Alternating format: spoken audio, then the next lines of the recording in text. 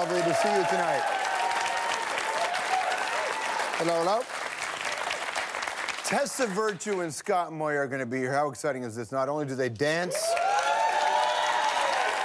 they dance on the ice, but they also dance in our hearts. And because of the skates, it's very dangerous. Heart dancing, trust me, I know what that's like. I once had... If you're wondering what that was, some people think it was a movie called Hobo with a shotgun. That's actually a course that all journalists have to take called Surviving Hostile Regions Training. I took that course when they found out I might possibly have to interact with Don Cherry on Hockey Night in Canada. That's what that is. I don't know what your weekend was like. I hope you had a great weekend. I hope it was wonderful. Sometimes we interview people on the show, and we love talking to these people, and we say, hey, they've got this new movie, and then you go see the movie, and maybe the movie's not so great. Doesn't make them bad people.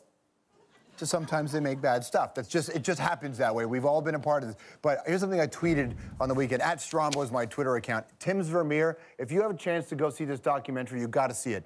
This is an incredible story of a guy trying to recreate one of the great pieces of art. Even if you're not into art, you'll love it. Penn and Teller are connected, computer science. It's just beautiful stuff. You should check it out. Now, before we go any further, this is important. Happy Monday. It's March the 24th. This is a date with profound historical significance. It was on this date, decades ago, that 5 disparate individuals, each an emissary from their respective distinct nation, met in a tense, closed-room summit. They literally had nothing in common, culturally, economically, or arguably even linguistically. What good could possibly come from a gathering like this? It might as well have been a dialogue between different species, or Europe.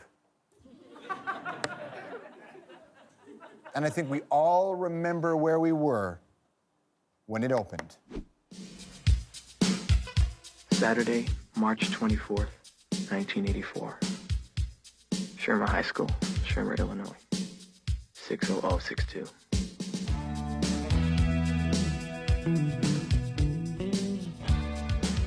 Dear Mr. Vernon, we accept the fact that we had to sacrifice a whole Saturday in detention for whatever it was we did wrong.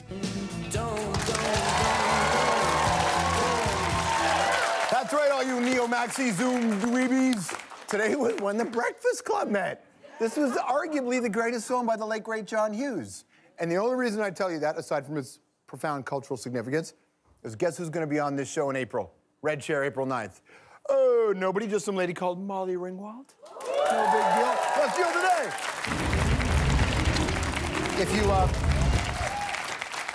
If you watch the show with any regularity at all, you know that there's not a lot of religiosity in me. I was raised by a super religious woman, but religion doesn't work for me. I don't do the faith thing. I don't do the pray thing. I don't do the...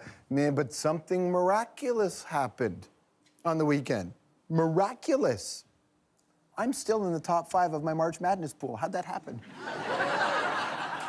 What a garbage weekend it was if you like to gamble on sports.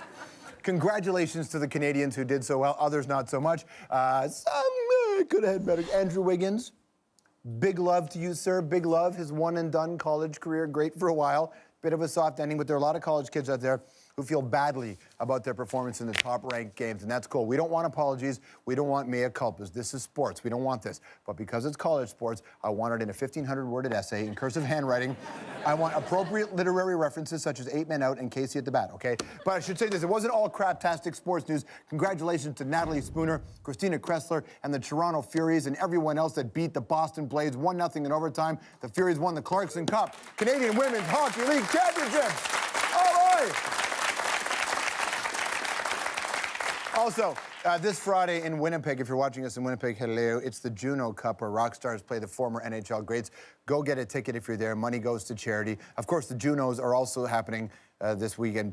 Winnipeg. I don't think the Junos... Yeah, Winnipeg's great, right? I don't think one guy's like, ooh! Oh, yeah, then why are you here, huh? No, I don't think the Junos, they celebrate Canadian music, obviously. I don't think they're on TV this year, but they are being live tweeted by some guy called CTV. Oh, is that a network? Is that a network? Is that a network?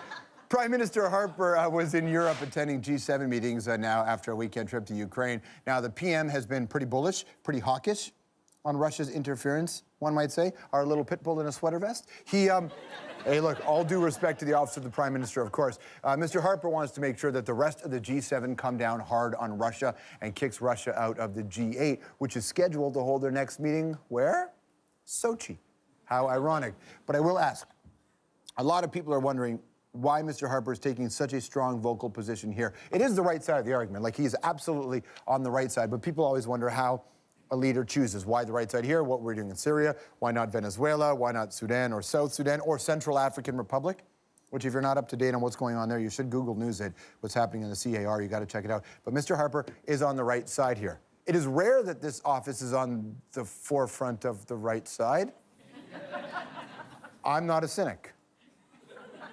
I don't think it has anything to do with the fact that there are about 1.2 million Canadians that identify as Ukrainian, many of those out west. Most people don't know that the Rocky Mountains are made up of 50% pierogies, and while Saskatchewan is flat, it's only because it's a bowl filled to the brim with borscht. And a cynic, of which I'm not, but a cynic might argue that the Conservatives are just trying to replace the Liberals as the natural choice for immigrant voters, but I don't think that's the case. The Arctic. We want it, they want it. That's how it works. Whoa, Prime Minister Harper, take it down a notch.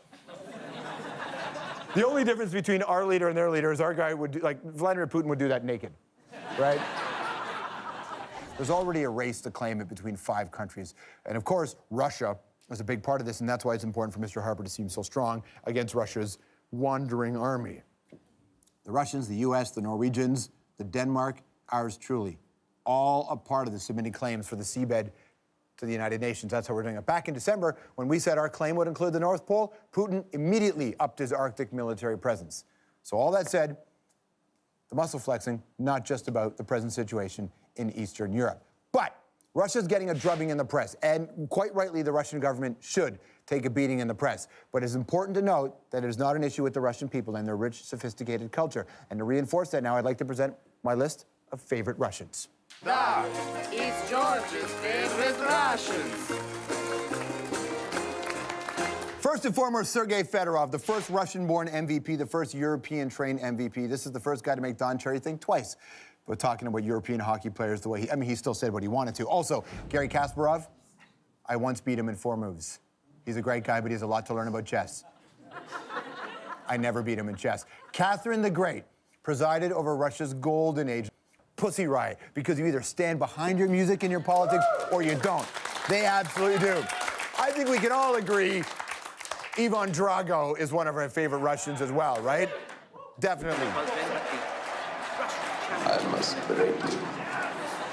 Vadim Makarov and Vitaly Raskolov, 2 young maniacs. You know what they do? They like to climb to the very end of a construction crane or 2,000 feet in the air on top of the Shanghai Tower. If you haven't seen this, you're gonna get vertigo. Look at this. They snuck onto the site, past security, climbed to the top, and went all the way to the edge. They're the only people in the world that are allowed to tweet a picture that says OMG. Everybody else should just say, whatever. Those are some of my favorite Russians. Oh, wait, Yakov Smirnoff as well. That's your debrief.